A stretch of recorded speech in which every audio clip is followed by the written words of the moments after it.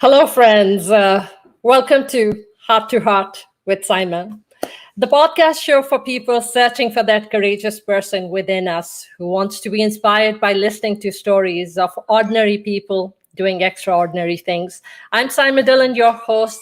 Thank you so much for taking the time out of your day to be here. Let's dive right in. Nancy bravely engages in conversations regarding being a person who's experienced sexual abuse, her healing, Spartan Race, and the tools she has gained that allow her to do more than just survive. Nancy has found a way to thrive and is dedicated to engaging in uncomfortable conversations about taboo topics in order to lift the shame and secrecy that surrounds them as she shares her experience to help others. Raquel is the founder of RAQVISION, a youth social network for kids 18 and under, creator of Raq The Show, creating waves through candid conversations with our youth, CEO, founder of True to You branding. Dr. Bhattacharya is the founder of the Empathy Clinic. His practice emphasizes empathy individually and in relationships, whether they be at home or in the workplace. So without waiting anymore, I'm going to bring everyone on the stream so that they can give their own introduction and they can talk more about what they do. And hello, Nancy. Hello. Welcome back. How are you? Thank you for having me again. I'm happy to be here. Absolutely. And it's my pleasure to have you, Raquel, are coming for the first time. And Ashok, it's your first time here as well. But we did have a very nice conversation a few weeks back. And it's my honor and my privilege to have you all here. And we just hope that, we join efforts and we touch lives in whatever way we can and wherever we can.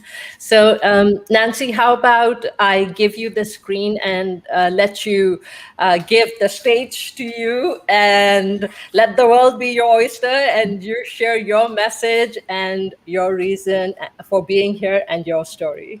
Absolutely. Thank you. So thank you again for having me back, and thank you to everyone in the audience for being here. My name is Nancy Barrows. Saima and I first started talking, and we were talking about how real conversations need to happen and people can be inspired by one another. And I shared with her my story. As she said earlier, my story is a little bit hard to receive and process, so take it in however you need to. But I was sexually abused by my grandfather till I was 16 years old, at which time it went into the court system. And so the secret that I had been, guarding as if my life depended on it, because that's how it felt, was now out there. It was just sort of unleashed. A bridge version is I pretty quickly developed an eating disorder and was anorexic for years. And through all of that, I confronted my grandfather when I was 20 years old, which was the precipitating event to one of many major depressive episodes. I am a mastery coach, and I work with people to find their true voice and how do they then bring it to the world. I am also the host, creator, and producer of Connected Human Conversations. It's a live show, and it airs Sundays at 5 o'clock. And that's one of those places where I'm engaging in these hard conversations and inviting people to be in with us. And my relationship to everyone here, Raquel is my best friend of 28 years. We met in college. And one of the things that I was hoping to do is, yes, keep talking about the topic of sexual abuse, let people be uncomfortable to get more comfortable, but to be able to represent more than just my journey, my experience in it. And so Raquel, being a dear friend who sort of went along the journey with me, I wanted to ask her to share some of her perspective. And then Ashok, who is just amazing. He's a psychiatrist and has this wealth of knowledge and this incredible way of explaining things that makes it so relatable and available. And he's here to sort of bring us all together, right? Here are the stories. Now what? And what can we do? What can we do moving forward? So I think I took up more than my time introducing myself, but that's me in a nutshell. That's okay. We are in no rush, and we are here to, change lives, and you have your cat there, wanting to participate as well. It's not a show if she doesn't show up. It's just Absolutely. And Raquel, how about, since you're the best friend for 28 years and you have been a part of Nancy's journey, and you've seen her metamorphosis and watched her go from the initial phase of everything that she's experienced, opening up and being there for her. So how about we let you come on next and share, and like Nancy said, we'll bring Ashok at the end so he can piece everything together from an empathetic perspective. So here goes. Well, thank you. First of all, I have to publicly apologize because I was supposed to be on the first show as a support for Nancy, and unfortunately could not make it. So thank you for allowing me to have a second chance to come back. So for me, it's interesting because Nancy and I met in college. We were sorority sisters. And the funny thing, and she likes to talk about this, is that I was very intimidated by her when I first met her. She was pretty tough. And just the way she dressed and the way she carried herself, I was intimidated by it. So we didn't really click or really connect right away. It wasn't until as we were in the same pledge class at her sorority house that we really got to know each other. And then I saw this side of her that, she didn't really show to others. And as we became better friends, to be honest, I don't remember when she opened up to me about her sexual abuse. I think because by the time that she told me or shared it with me, and I don't mean this it might sound harsh, but it didn't matter to me, if that makes sense. It was something that, okay, that's part of her story. That's something that she's experienced. But at the same time, I didn't want to be someone that was like, oh, tell me details, or, oh my gosh, I'm so shocked. Like, if anything, really, I already cared for her so much and I already loved her that I wanted to show up in the way that she wanted me to. So I kind of allowed her to, divulge whatever she wanted with me. And to this day, I really don't know many details, and I don't ask. And unless she says something, she'll open up to me. But because for me, that part of Nancy is just a small piece of Nancy. I mean, I've known her for 28 years. We've gone through everything together. So when I told her that she should get on LinkedIn, I wanted her to be on this platform because I knew that she was going to get the support and the community to embrace her when she was ready to publicly share all of this, because I knew that she wanted to eventually share it, that she wanted to be an advocate, that she wanted to share her story to help others and break the stigma, because there is taboo around the subject. And so I thought, okay, this is going to be great. And what did surprise me is how quickly everybody embraced her and really, listened to her story and supported her. And it's incredible, the people that have really surrounded her. And I'm just really proud of her. But sometimes it's hard for me too, because she came out on LinkedIn and shared her story pretty quickly. And so people tend to like to label others and like to put them in a box. And so I'm very protective of my best friend, and being very protective of her means that I don't want people just to see that part of her. I don't want her to be labeled as a sexual abuse victim, because she's so much more. When we're together, that has nothing to do with our friendship. They're just the way she's one of the most generous human beings I've ever met. She is like the unconditional love that she has. I mean, we joke around how different we are. We are very different. I don't like to share my feelings. I don't like to share my emotions. I'm not affectionate. She's like that. So there are moments where I can't handle it. And it's okay, because we are so open with each other and so honest that I'm able to be like, hey, you know what? I don't feel comfortable right now with all of this, feely stuff. And she respects it.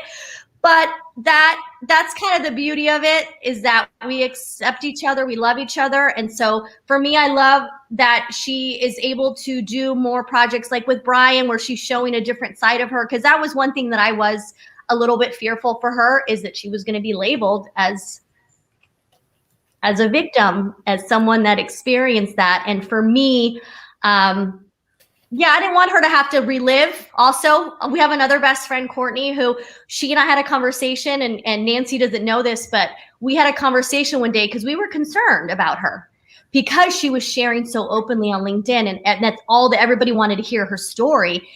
It was tough for us because we thought we saw her withdraw a little bit. We saw her kind of get in that space.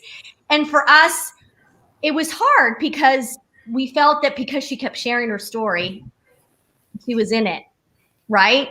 And so that's where it was a little tough for us as friends to see that.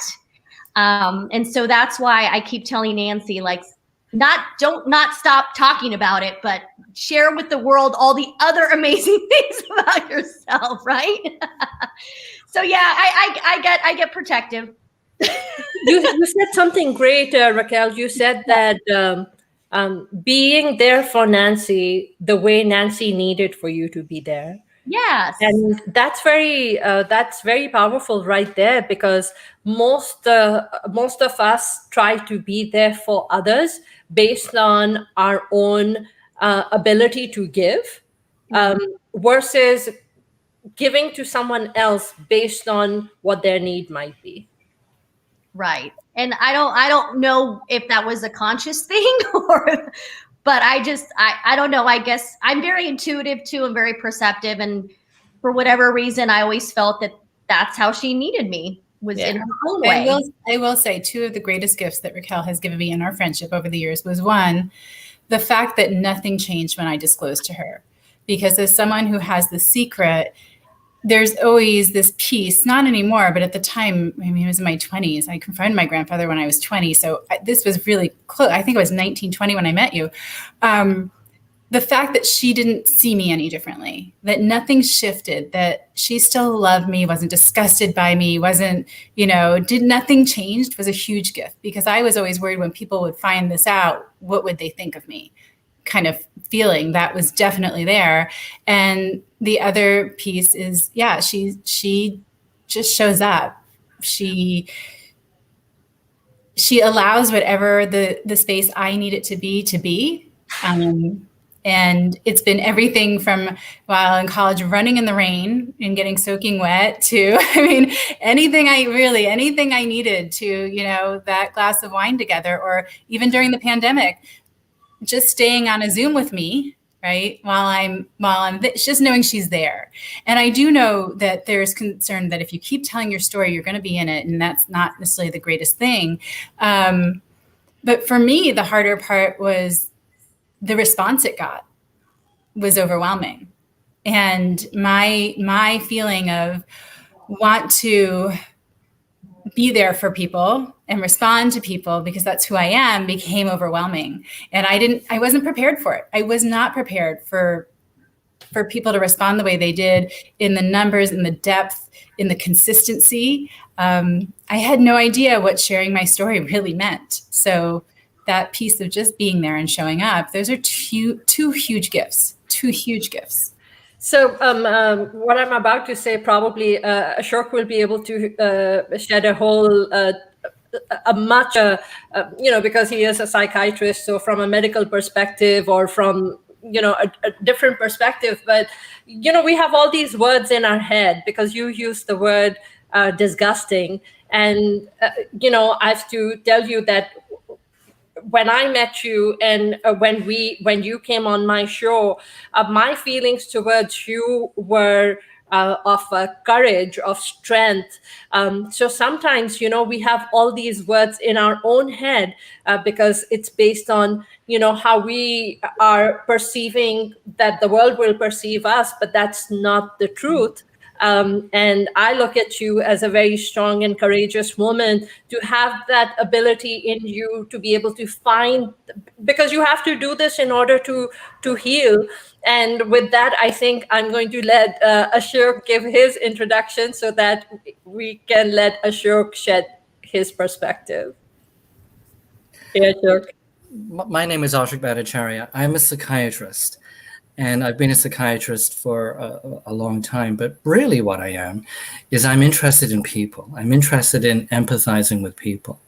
And I got into psychiatry just before post-traumatic stress disorder for any cause was really being talked about in a general way, but most especially post-traumatic stress coming from sexual abuse of children who are now struggling as adults.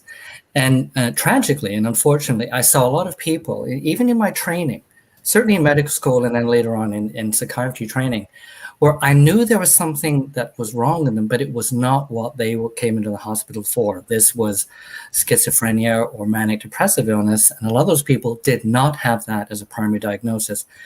I knew that, but at the same time, they'd been typecast with those diagnoses and somewhat psychiatrically incarcerated by those diagnoses, and also with medications. And so as soon as I could, I started up my empathy clinic to try and find those people who had suffered from trauma, understand their trauma, help them understand their trauma, and try to release those people from the prison of that experience. So I'm just going to leave it there. Well,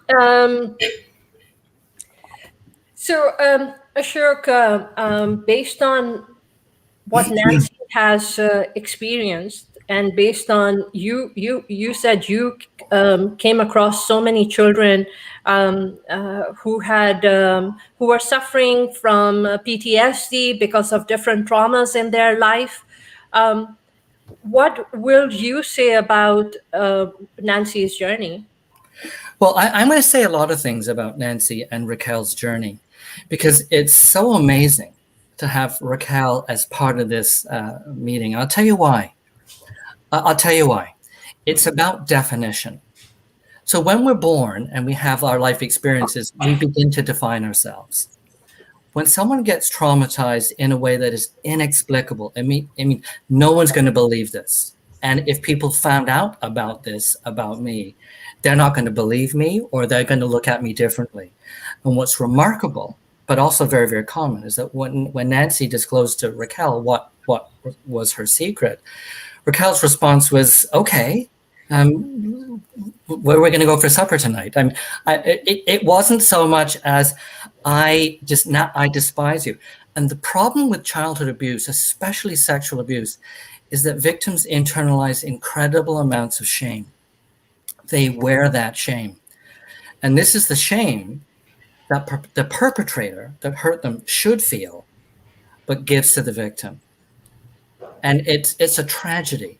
And those victims will come up with sometimes very maladaptive solutions, like eating disorders, drinking and drugs, and sometimes sexual behaviors, etc., to try and cope with their shame. And then someone might look at that person and say, why are they acting shamefully? Well, they're actually enacting the shame that they feel on the inside. So because Raquel was able to meet Nancy right at the time, that incredible time when Nancy was feeling strong enough and emboldened enough to be able to disclose, she had this incredible human there, beneath her tightrope to catch her, if she fell, because she thought she was going to. And she wasn't, because she had people to catch her. And that's my main point here is, and Nancy, don't take offense to this, but it's how wrong people who get traumatized think they're going to be treated when their secret is out. And how surprised they often are when they start telling their family, their friends, their wives or husbands, their priests, their community, and most people are embraced. They're not rejected and pushed away. Because it's a very when Nancy and I got on a call, and Nancy shared that she had been abused by her grandfather. That right there is something which is extremely bold, because it's not just a neighbor. It's not some place you went to. This was someone that you trusted completely, and you trusted with all your heart and your soul. And not only you were impacted by this, your parents were impacted by this, because there were just so many relationships which were connected to the person who actually did this to you. And to to find it within you. How about, Nancy, would love for you to share how it came out and how everyone found out about this. Sure.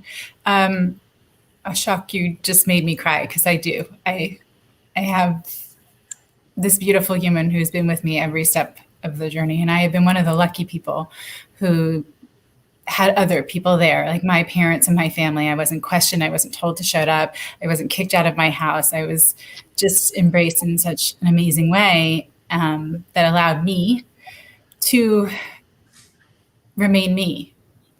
And so, yes, with the disclosure, what happened was I was at a summer program and I didn't know. I mean, it's so funny. In the career I have now, I'm a mandated reporter. I had no idea there was anything called a mandated reporter when I was, 14, 15, 16 years old. And mandated reporters are people who, if you suspect any sort of abuse or neglect, you're mandated. You must call one of the proper agencies to report it. I didn't know that that was a thing. I had no idea. And so I was at this summer program and we were sitting around as a bunch of girls and everybody was talking about their first time with different sexual experiences. And as we're sitting in this circle, every time somebody brings up something, and I know it's hard to hear, but like my answer was my grandfather. They're talking about the cute boy at the program or the guy from school or whatever. And it just sort of hit me like a ton of bricks.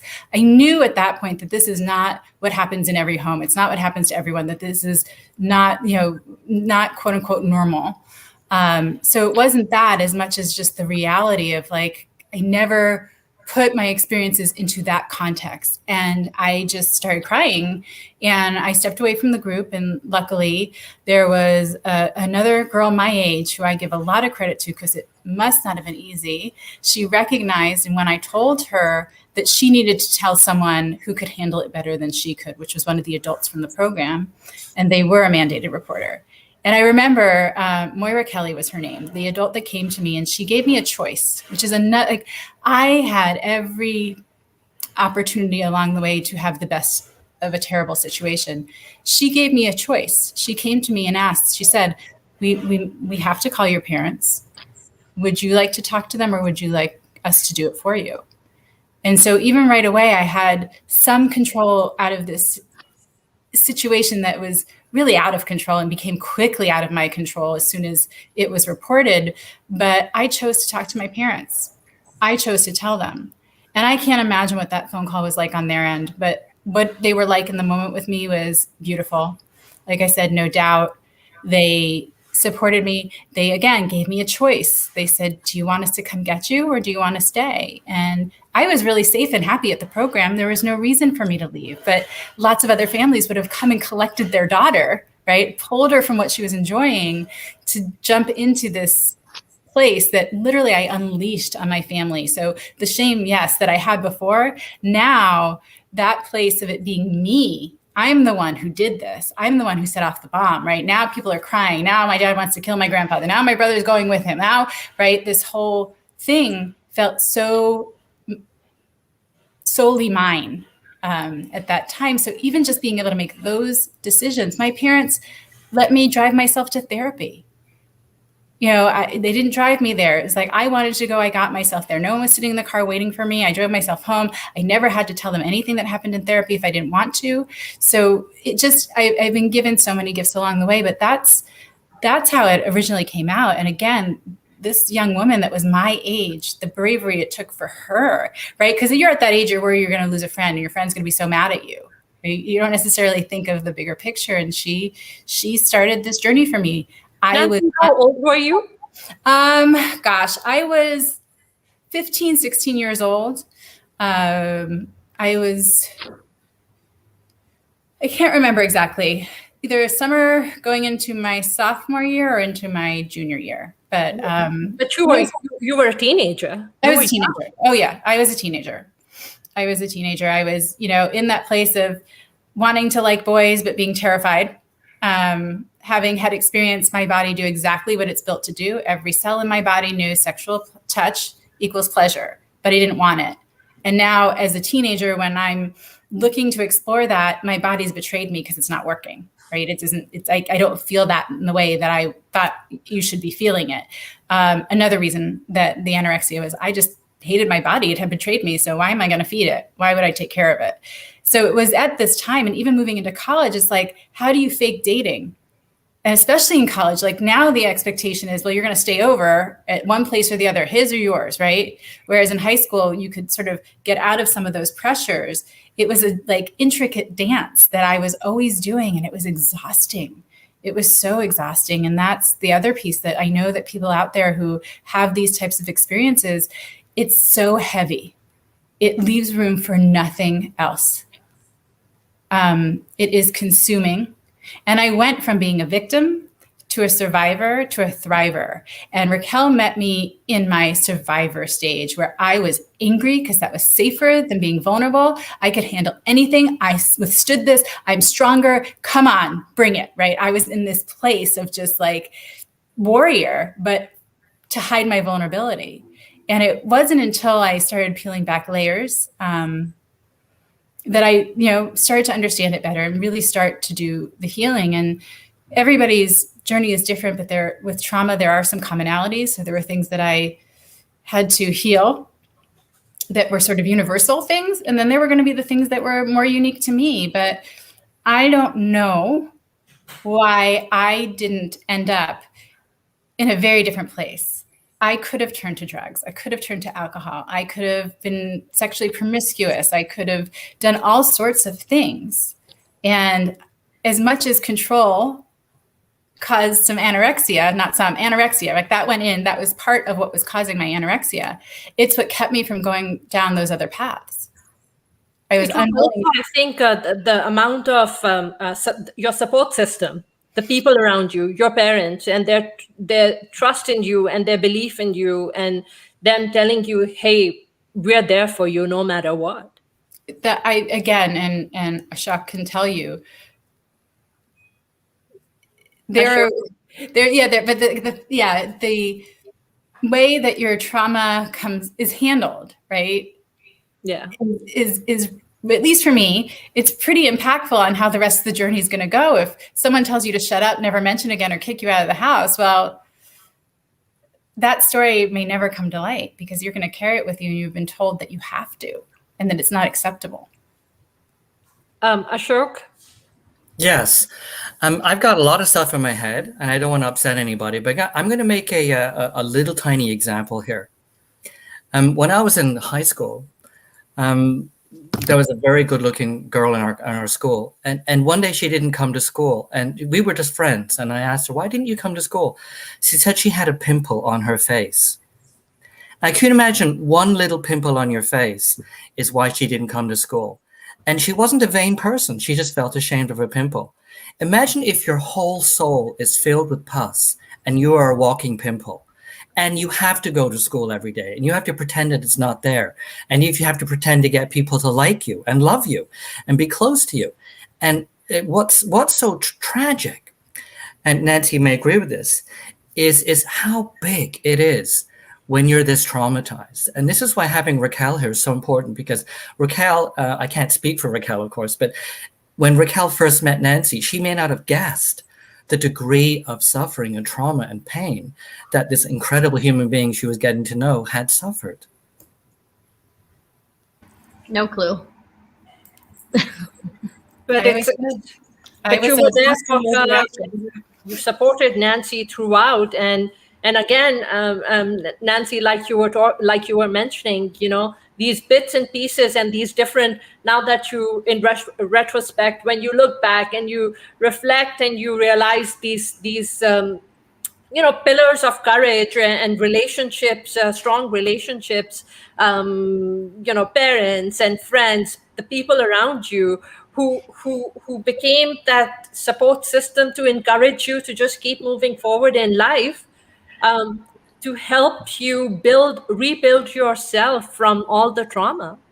Saima, I'm just going to make another little point here, and I think it's very important too, because I've worked with so many trauma victims over my 35-year career.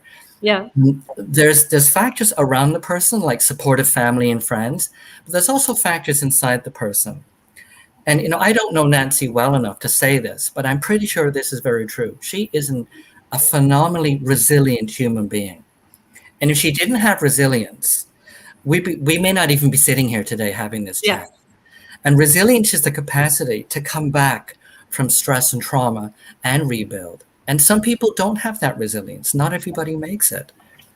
And the fact that Raquel could have met Nancy and not even known that this person had suffered such a tremendous trauma was a reflection of Nancy's capacity to lie, basically, and pretend that this wasn't going on.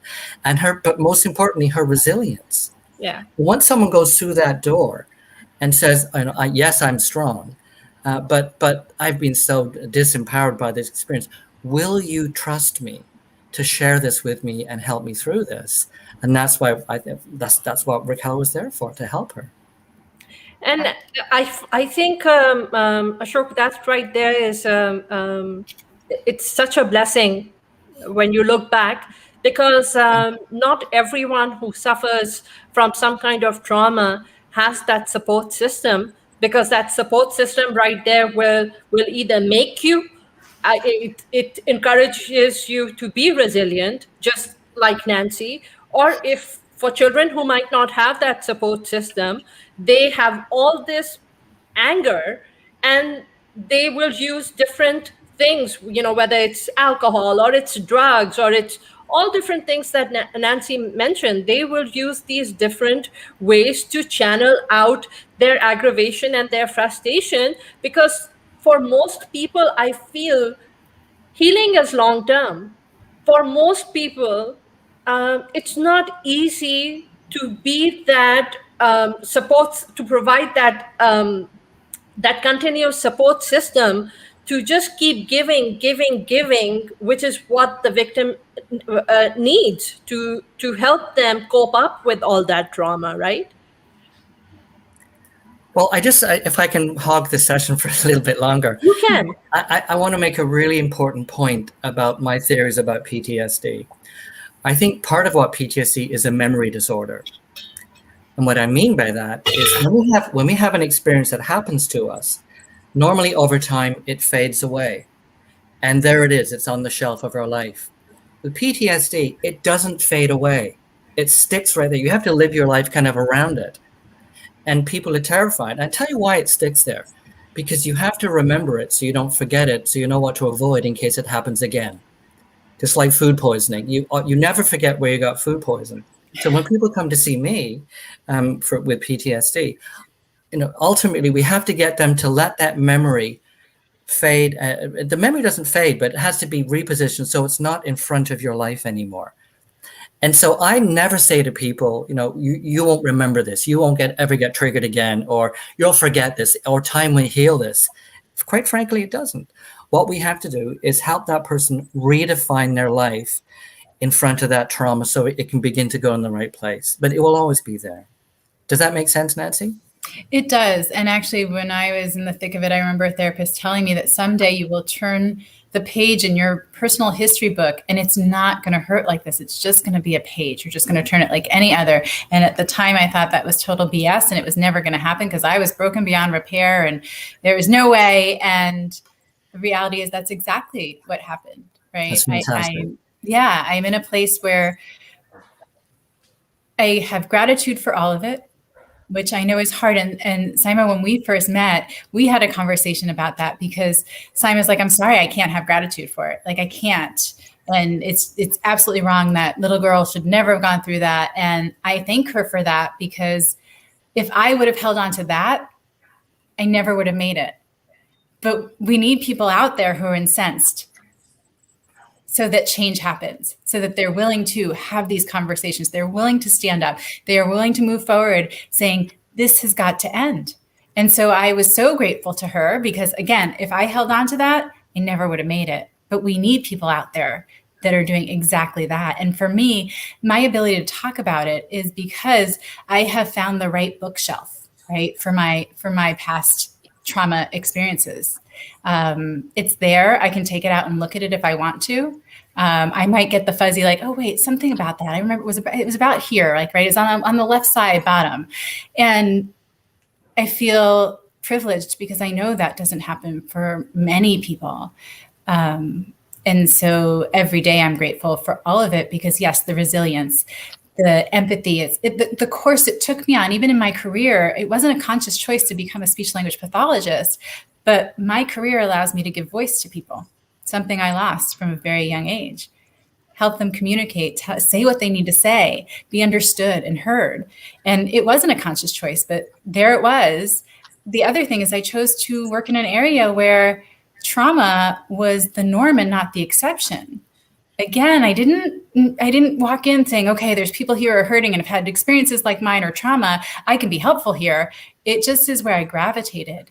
And I did approach things very differently than the adults around me when kids were having a hard time.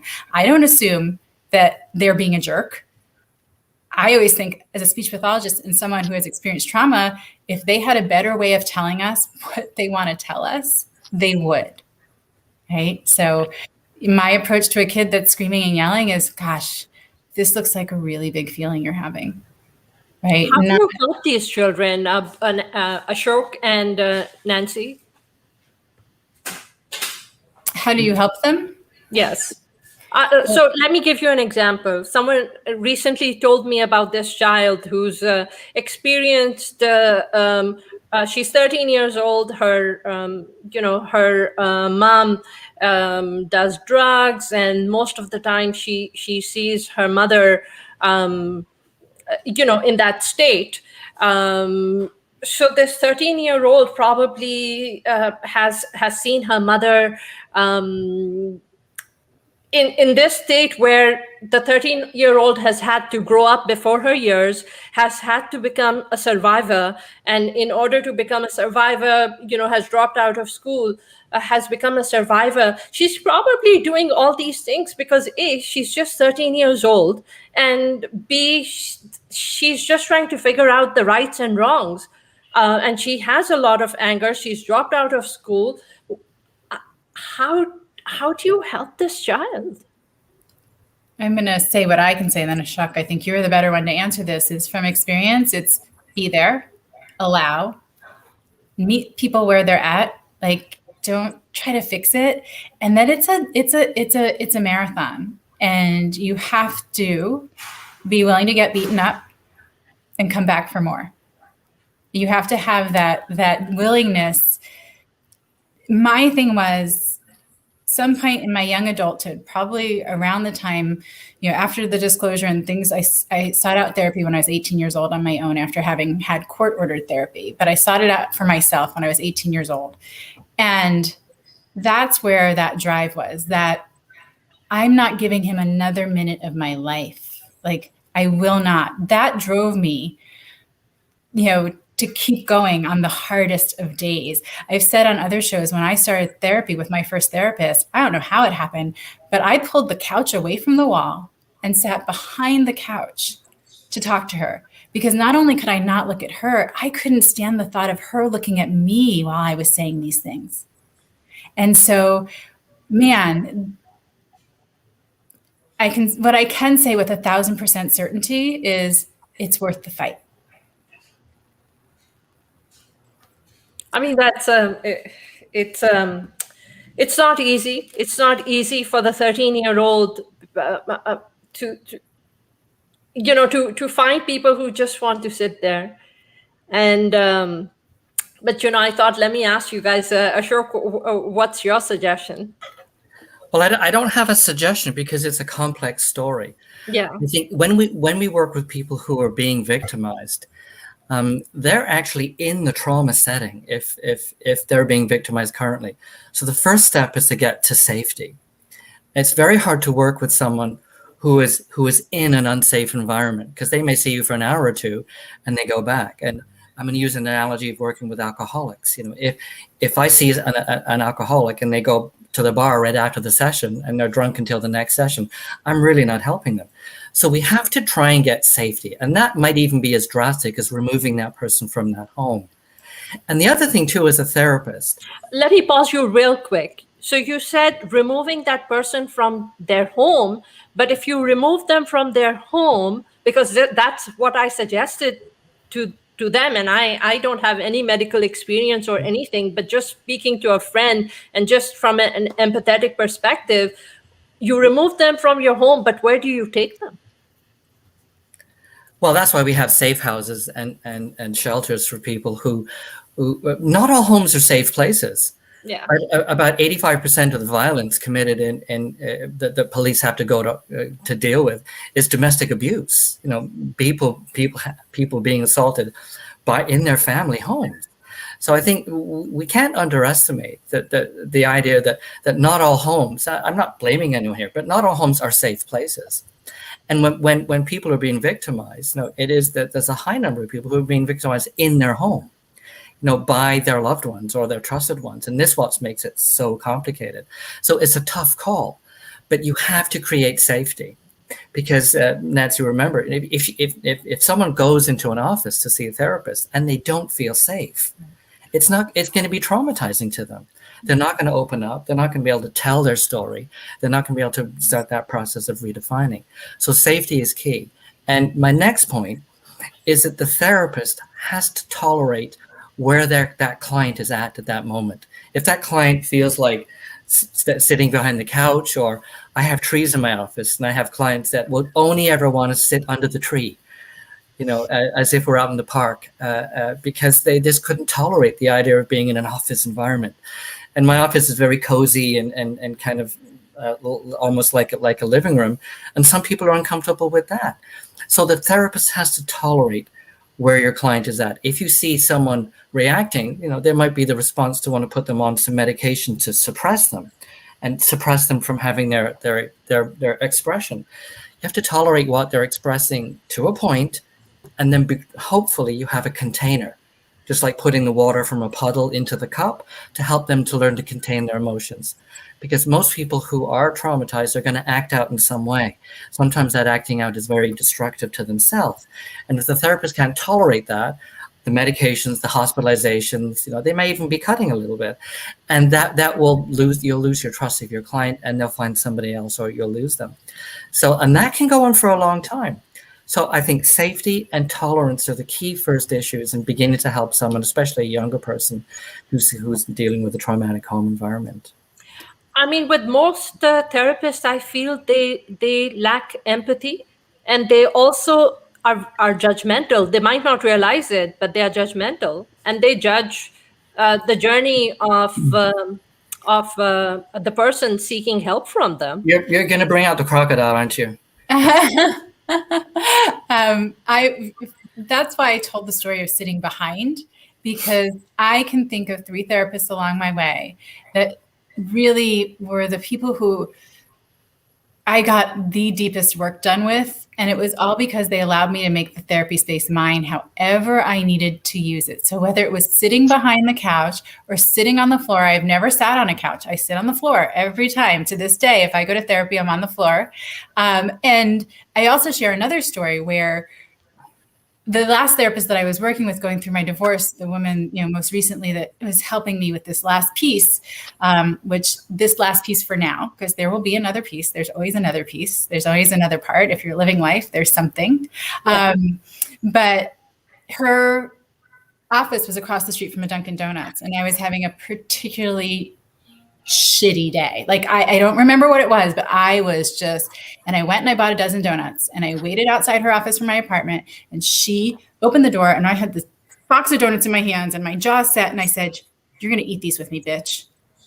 And she looked at me and said, "Did you get chocolate?" Right. And so she wasn't judging me. She wasn't taking it personally. She knew that she met me where I was at. And I've said it to her before, like, I'm in a really good place. Don't fuck with it. Like, today's a good day, and honoring that. And I think that's huge. It's hard to find your therapist, and everybody sort of will say, well, how do you know? How do you know? How do you know?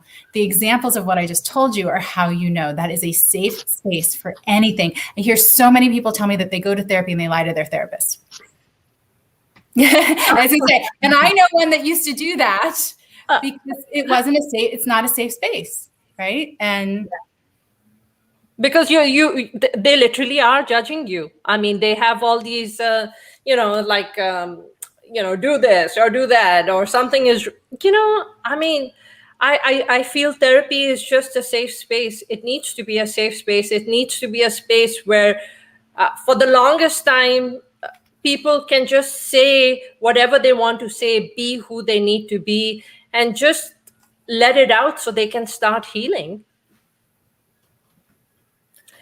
Raquel, what about what will you say about your 28 years with Nancy and walking that journey with her for almost 3 decades, and watching her go from, because obviously with all these experiences in 28 years, I know I'm not who I was 28 years ago. What will you say? Well, I love that we have been through everything together, because we do bring such a different perspective to things. So for instance, I had gone through a divorce before she did. And I remember this very clearly because she had called me one night and she was really upset and really sad. And she made this comment. She said, you and Courtney's her other best friend. Once again, she had been divorced before Nancy as well. And she's like, I don't get it. She's like, you and Courtney go through divorce and you make it look so easy, and you guys were so graceful and you made it look so good. And, in the sense of like, and I'm sitting here dying. Like she's like, I don't know what I'm doing. Like, this divorce is killing me. And how is it that you guys make it look so good? And I was just like, Nancy, we're all different, like it's just, you're not doing divorce wrong.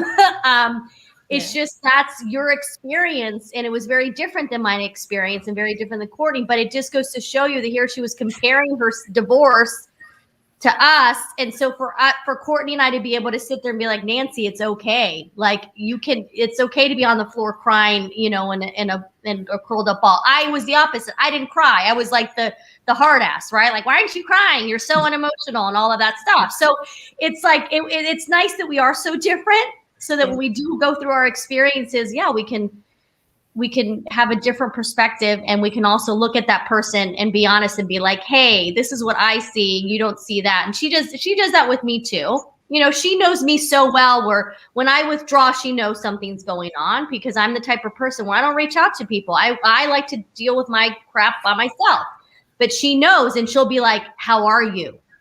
Like, like, tell me. So it's a beautiful marriage where it's like the opposite couple, the odd couple. We're like literally the odd couple. So I love that we can give that to each other, and that absolutely.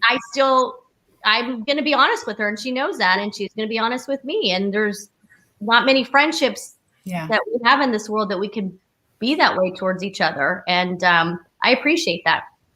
I mean, when you say honest, like a lot of things that you said earlier that you don't even completely know about what Nancy had experienced with this. Oh, I just learned about her telling about the camp. I knew that someone had found out, like she had said something, and they were mandated to report, but I had no idea that they were actually talking in a group about their crushes.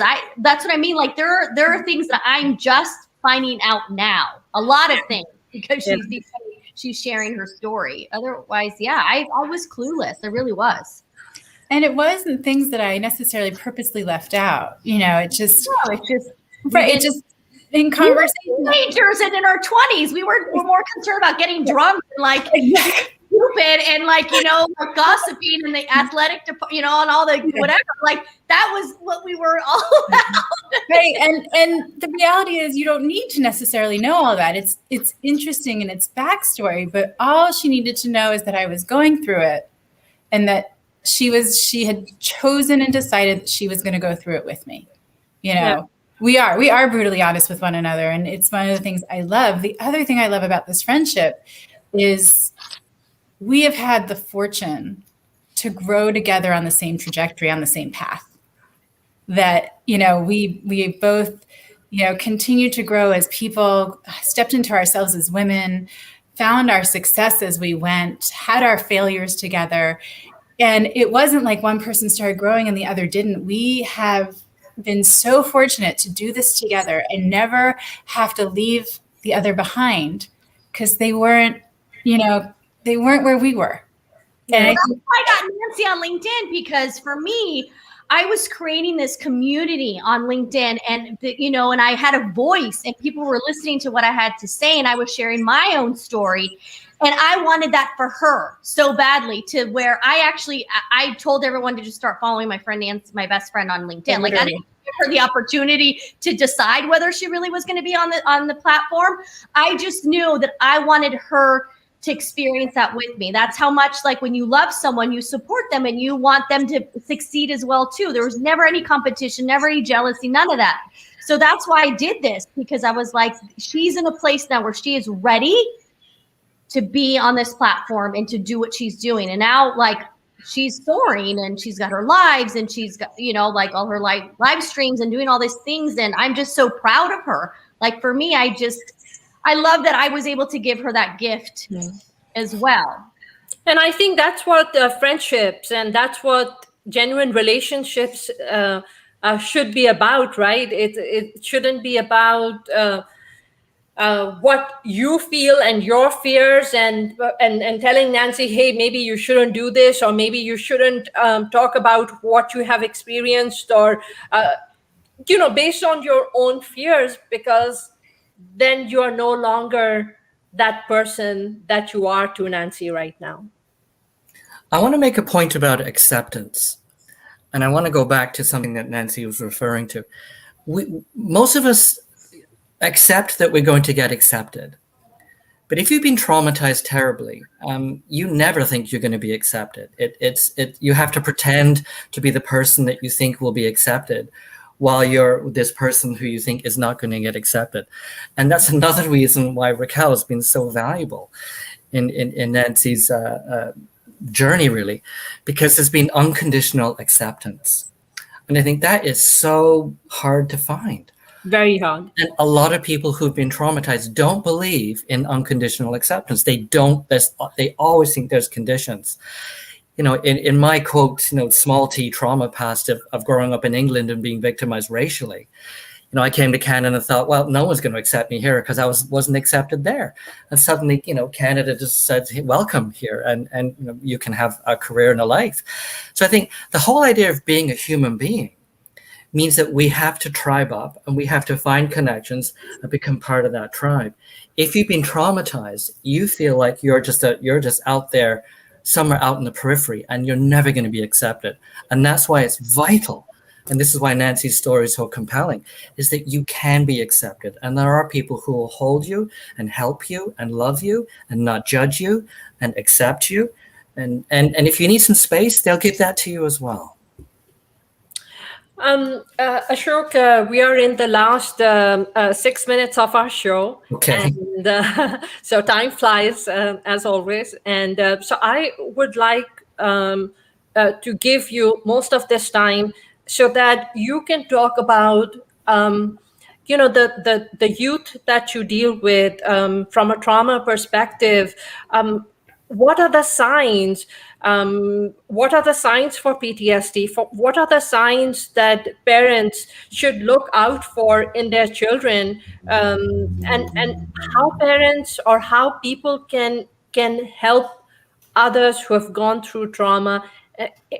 I just want to give you this space and just let you share what you feel. Well, I'm going to be a little bit rebellious with you, because I think if we were to ask Raquel, what were the signs that Nancy was an abuse victim, what would she say? I mean, she was anorexic, but I never equated anorexia with being that you were sexually abused. We lived in a sorority in LA. Everybody was anorexic because of vanity reasons. So that's how I took it. So I was an Oscar-worthy actress. So my cautionary advice here is that there are signs of abuse, but they may not be signs of abuse. And when trauma first came out as a public concern, there were lots of parents who were arrested and sent to jail because certain things were considered to be signs of abuse that in fact weren't.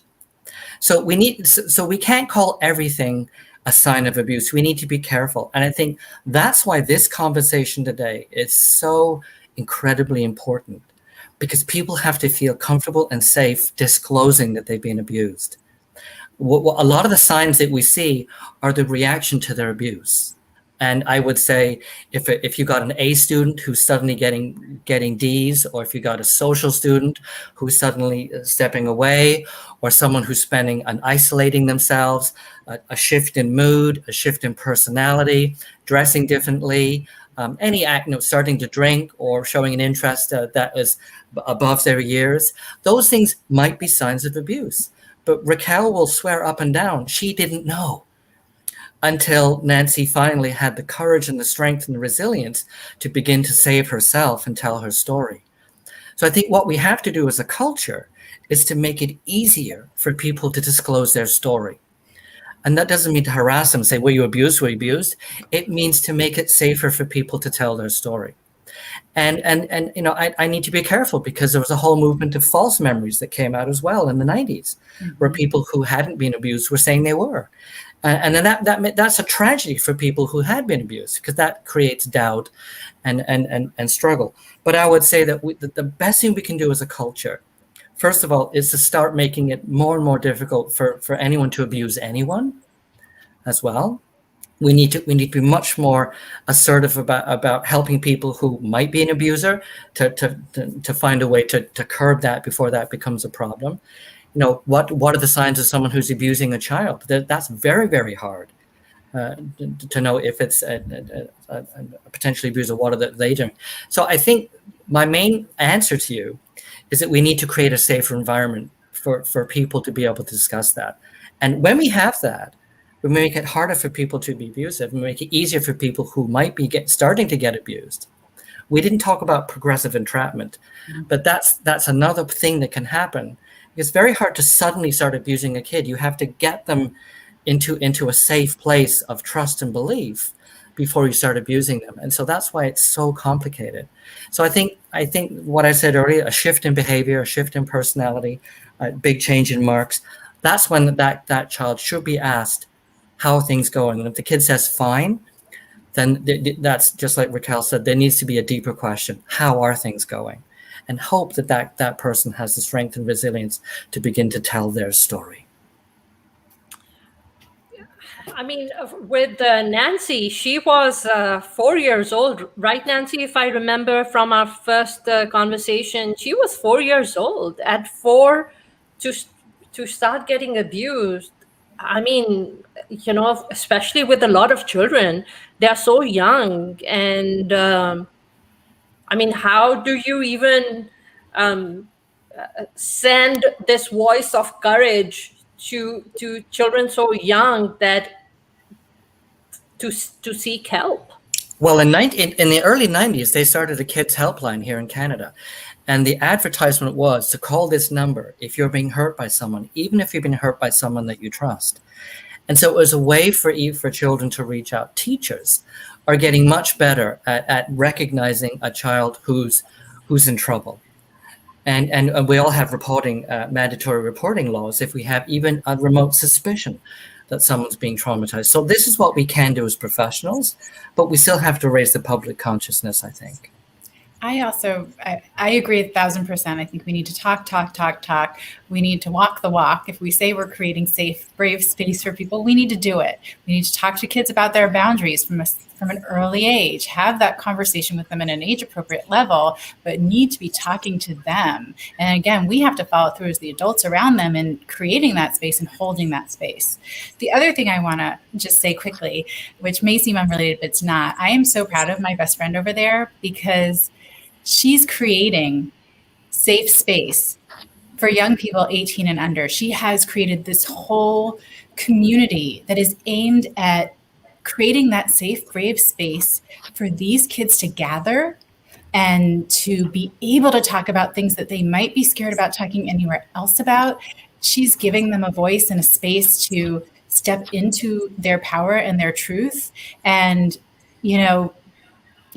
I don't think she was influenced by her experience with me, but I know she knew exactly what she was doing with me, which has led her to know that this is an important thing to create. And I'm so incredibly proud of you, Raquel. If that was around when I was younger, right? I don't know, I can't say, but I can only imagine what that would have been like for me. So the fact that you're creating that, which is a good lead-in, because I have to go, because we're launching RAQVISION like literally in 2 minutes. Michael Ray is our first interactive series on kindness. And Raquel, we will reconnect, and I would love for you to come individually on the show and talk about the platform that you're creating. So I'll let you go, and we will end our all of you. Thank you. And love you.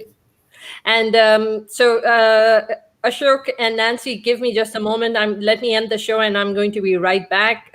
So here goes. All right, folks. I think between Nancy and Raquel and and Ashok and everything that these guys are doing is just so phenomenal. It's Nancy's second time on my show, and I really, really want to give voice to her and give her that platform to be able to create more awareness for people to if you have been abused, if you are being abused, if you see others your children being abused, then to find the courage to bring change. So once again, thank you so much for taking the time out to hear what was shared on today's podcast.